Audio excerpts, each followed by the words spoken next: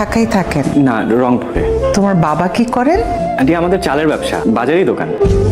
সুস্মি, তোমাকে একটা কথা বলবো মা। বলো। রিমানের সাথে তোমার সম্পর্কটা হবে না। আমরা ওদের থেকে অনেক বড়লোক, ওরা গরিব, তোমার প্রবলেম হবে। আচ্ছা শোনো, না প্রেমটা হবে না। আম্মু বলেছে আমরা তো বড় লোক আর তোমরা হলো গরিব, সো নো প্রেম।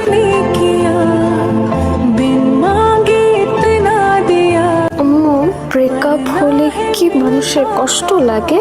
রিমন আছে না, ওর সাথে তো ব্রেকআপ করছি।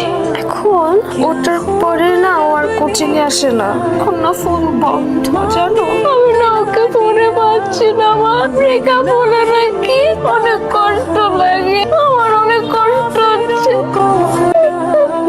রিমান, তোমার সাথে আমার কিছু কথা ছিল।